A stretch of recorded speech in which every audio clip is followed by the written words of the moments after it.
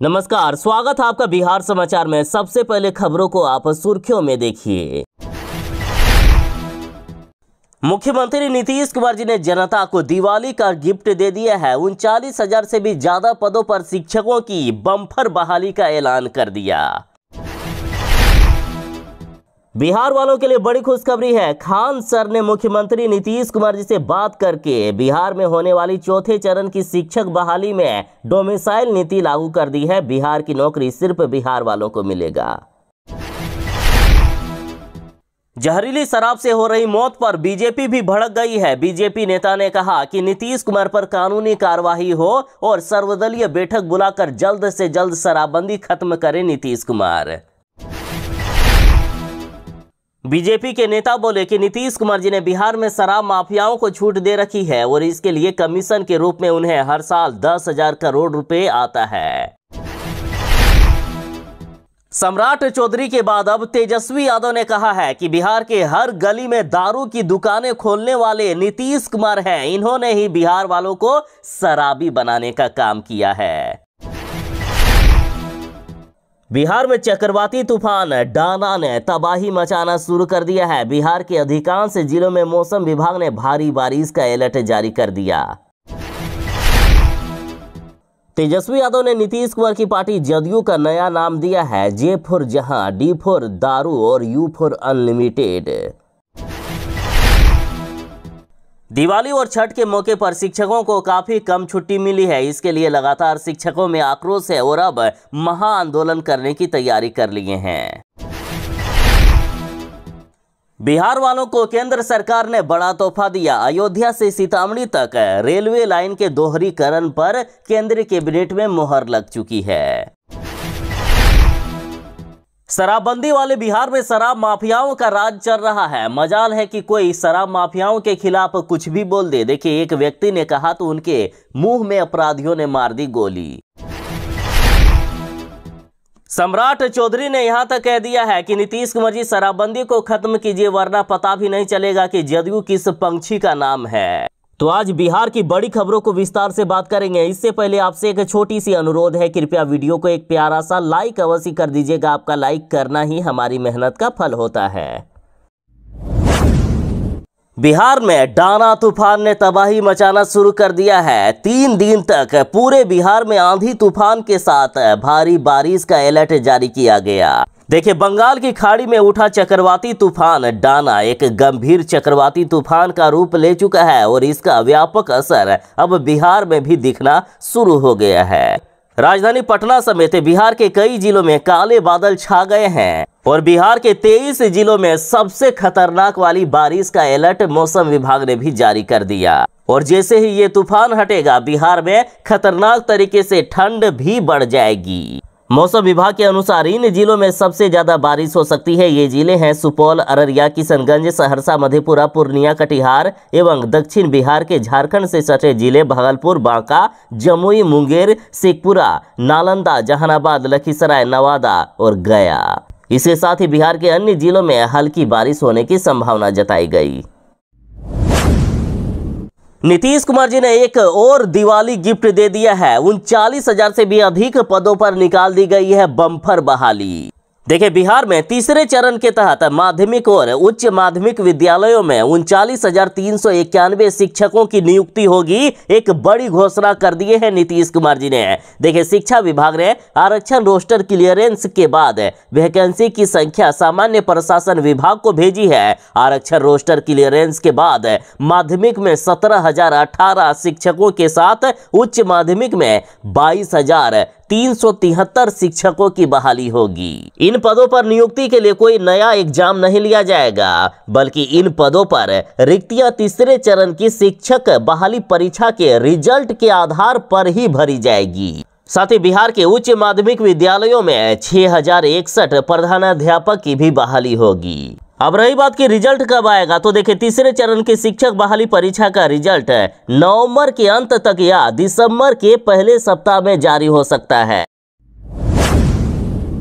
आखिरकार खान सर ने वो करके दिखा दिया है जो बिहार की जनता लगातार मांग कर रही थी। बिहार में चौथे चरण के तहत शिक्षकों की बहाली होने वाली है, लेकिन ये बहाली खास होगा क्योंकि इसमें सिर्फ बिहार वालों को ही सरकारी नौकरी मिलेगी। दूसरे राज्य वाले बिहार वालों की नौकरी नहीं ले सकेंगे। देखिए, खान सर और मुख्यमंत्री नीतीश कुमार जी की बात हुई, जिसमें से इस बात पर चर्चा की गई कि इस बार डोमिसाइल पॉलिसी के आधार पर शिक्षकों की बहाली होगी, और ये बातें खुद खान सर जी ने भी की है। देखिए, खान सर ने कहा है कि टीआरई को लेकर जो भी दिक्कतें थी उस पर हमने मुख्यमंत्री नीतीश कुमार जी से बात की। डोमिसाइल नीति पर बात हुई है। इसके पहले बीपीएससी शिक्षक की नियुक्ति में बाहरी प्रदेशों के लोगों को भी भर्ती कर लिया गया था, लेकिन इस बार डोमिसाइल नीति लागू हो जाएगी और प्राथमिकता बिहार को मिलेगी, यानी बिहार की नौकरी बिहार वालों को मिलेगा। देखिए ना, दूसरे राज्य में बिहारियों को घुसने तक नहीं दिया जाता है, और यदि कोई एग्जाम देने जाते भी हैं तो बंगाल जैसे राज्य में मार मार कर भगाया जाता है। ऐसे में बिहार में ही क्यों दूसरे राज्य वालों को नौकरी मिले, इसलिए सरकार ने बड़ा फैसला लिया और छठ के बाद मिलेगी बड़ी खुशखबरी, यानी चौथे चरण के तहत शिक्षकों की बहाली के लिए छठ के बाद नोटिफिकेशन जारी कर दिया जाएगा। मुख्यमंत्री नीतीश कुमार जी ने बिहार में शराबबंदी किए हैं या शराब की दुकानों को खोलवाने का काम किया है। आंकड़े देखकर आप भी चौंक जाएंगे। देखिए, तेजस्वी यादव ने आंकड़े जारी करते हुए खुलासा किया है कि हर गली में शराब की दुकानें खुलवाने वाले नीतीश अब महात्मा बनने का ढोंग कर रहे हैं। दरअसल सबसे ज्यादा भ्रष्टाचारी बिहार में कोई है तो वो नीतीश कुमार है, और जो भी बिहार में जहरीली शराब से मौत हुई है, इन मौतों का जिम्मेदार नीतीश कुमार है। देखिए, वर्ष 2004 से 5 तक बिहार में ग्रामीण इलाकों में मात्र 500 से भी कम शराब की दुकानें थी, लेकिन 2014 से लेकर 15 के बीच, यानी नीतीश कुमार जी के शासनकाल जो इस बीच रहा है, उसमें से ग्रामीण इलाकों में शराब की दुकानें 2360 हो गई, जबकि 2004-5 में पूरे बिहार में लगभग 3000 शराब की दुकानें हुआ करती थी। लेकिन नीतीश कुमार जी ने अपने शासनकाल में शराब की दुकानों की संख्या 6000 से भी अधिक बढ़ा दिए, यानी 1947 से लेकर 2005 तक, यानी 58 साल में जहां सिर्फ 3000 शराब की दुकानें हुआ करती थी, नीतीश कुमार जी ने कुछ ही सालों में इसे दोगुना से भी ज्यादा कर दिए हैं।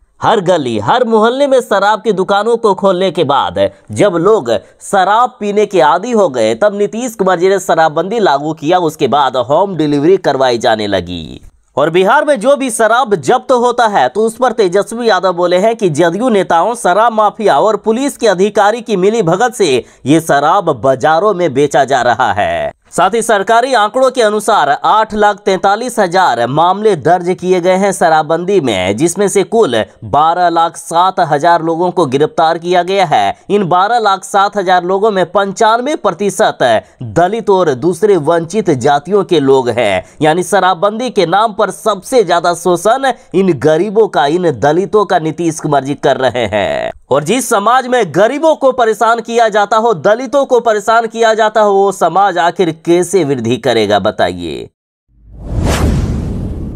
बिहार में शराबबंदी कानून को लागू करके किस तरह से नीतीश कुमार जी ने जनता को परेशान करके रखा है, जरा इन आंकड़ों से समझिए। बिहार में हर घंटे 18 लोग हो रहे हैं गिरफ्तार, जिनमें से सारे के सारे गरीब और दलित लोग हैं। आज तक बिहार में एक भी शराब माफिया को गिरफ्तार नहीं किया गया है। अब सवाल ये उठ रहा है कि नीतीश कुमार जी ने बिहार में शराबबंदी लागू किए हैं या फिर गिरफ्तारी महोत्सव। देखिए, नीतीश कुमार जी ने अपने शासनकाल में पूरे बिहार में शराब की दुकानों को खुलवाने का काम किया। गली गली मोहल्ले मोहल्ले में शराब की दुकानें खुलवा दिए। उसके बाद 2016 में शराबबंदी लागू की गई। 8 साल से भी ज्यादा समय बीत चुका है। इन 8 सालों में कुल 12,79,387 लोगों की शराबबंदी कानून के तहत गिरफ्तारी हुई है, यानी हर महीने औसतन 12,794 लोग गिरफ्तार किए जा रहे हैं, यानी हर दिन लगभग 450 लोगों की गिरफ्तारी हो रही है। घंटे की बात करें तो हर घंटे बिहार में 18 लोग गिरफ्तार किए जा रहे हैं शराबबंदी कानून के तहत।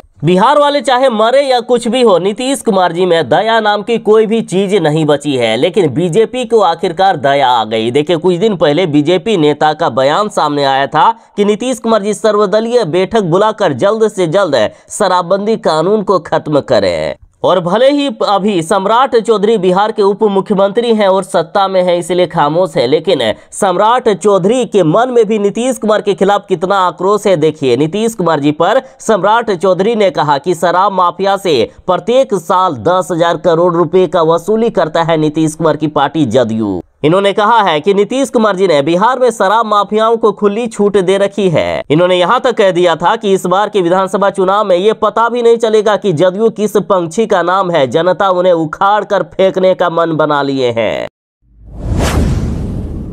बिहार वालों को मोदी जी ने बड़ा तोहफा दे दिया है। अयोध्या से लेकर सीतामढ़ी तक रेलवे लाइन के दोहरीकरण पर लग गई मुहर। देखिए, केंद्रीय कैबिनेट ने अयोध्या से सीतामढ़ी तक रेलवे दोहरीकरण पर बड़ा फैसला लिया। उसके बाद मुख्यमंत्री नीतीश कुमार जी ने मोदी जी को धन्यवाद दिया है। इतने कठोर परिश्रम के बाद आखिरकार राम मंदिर का निर्माण हुआ, तो आखिर राम और सीता के बीच दूरी कैसे रह सकती है? इसलिए अयोध्या से मां सीता की जन्मस्थली सीतामढ़ी यानी पुराना धाम तक रेलवे लाइन के दोहरीकरण के फैसले का स्वागत किया गया। तेजस्वी यादव ने नीतीश कुमार की पार्टी जदयू का नया नामकरण किया है। देखिए, तेजस्वी यादव ने कहा कि जदयू का मतलब होता है जहां दारू अनलिमिटेड। तेजस्वी यादव ने सोशल मीडिया पर ट्वीट करते हुए कहा है कि जे फॉर जहां, डी फॉर दारू और यू फॉर अनलिमिटेड। साथ ही तेजस्वी यादव ने सवाल किया कि बिहार में शराबबंदी के बावजूद हर घर उपलब्ध शराब तथा जहरीली शराब से हो रही मौतों का जिम्मेदार कौन? तेजस्वी यादव ने इसका आंसर दिया है कि नीतीश कुमार और जदयू। तो इधर रिट्वीट करते हुए मनीष कुमार नामक व्यक्ति लिखते हैं कि पलटू चाचा को दारू चुनाव चिन्ह रख लेना चाहिए। पीडीए नामक अकाउंट से लिखा जाता है कि जदयू का मतलब जनता दलाल पार्टी। बाकी आप जनता को क्या लगता है, बिहार में शराबबंदी के बावजूद हो रही मौतों का जिम्मेदार कौन है? कमेंट में जरूर ही बताइएगा। आज यदि बिहार की शिक्षा व्यवस्था पर सवाल उठ रहा है, बिहार की शिक्षा व्यवस्था यदि चौपट है तो इन्हीं सब कारणों के कारण, क्योंकि बिहार सरकार शिक्षकों के साथ हमेशा अन्याय ही करती है। देखिए, छठ जैसे महापर्व जो बिहार का सबसे बड़ा पर्व है, इसमें सिर्फ 3 दिन की छुट्टी दी गई है। बाद में हंगामा करने के बाद 1 दिन की छुट्टी और बढ़ाई गई। शिक्षकों ने कहा है कि छुट्टी में कटौती हमें बर्दाश्त नहीं होगा, हर हाल में छुट्टी देनी होगी। दिवाली से लेकर छठ तक की जिस तरह पहले छुट्टी मिलती थी उसी तरह से छुट्टी हमें चाहिए। देखिए, बिहार के शिक्षा विभाग ने दिवाली में 1 दिन की छुट्टी और छठ में 4 दिन की छुट्टी दिए हैं। और इस आदेश के बाद लगातार बिहार में बवाल हो रहा है। शिक्षक कार्य बहिष्कार करने का भी सरकार को चुनौती दे दिए हैं। साथ ही नीतीश कुमार जी को लगातार पत्र लिखा जा रहा है। तो वहीं सोशल मीडिया एक्स पर शिक्षकों ने कैंपेन चलाया जो ट्रेंडिंग पोजीशन पर रहा। इस शराबबंदी वाले बिहार में शराब माफियाओं, शराब तस्करों का राज चल रहा है। मजाल है कि कोई इनके खिलाफ कुछ बोल दे और वो जिंदा रह जाए। देखिए, जहरीली शराब से मौत के मामले में बयान देना पड़ गया भारी। अपराधियों ने मुंह में मार दी गोली। हालात ये है कि बिहार में जिन शराब माफियाओं को पुलिस से डरना चाहिए, उल्टा पुलिस वाले ही शराब माफियाओं से डर रहे हैं। शराब माफिया पुलिस वालों को दौड़ा दौड़ा कर घसीट कर पीटने का काम करते हैं। देखिए, हाल ही में सिवान, सारण और गोपालगंज में जहरीली शराब से मौत हुई। इस बार मुजफ्फरपुर में जहरीली शराब से कई लोगों की मौत हो गई है। और इन जहरीली शराब से मौत के मामले में मुखिया के ससुर ने जब शराब माफियाओं के खिलाफ 2-4 शब्द बोल दिए तो सीधा इनके मुंह में गोली मार दी गई है।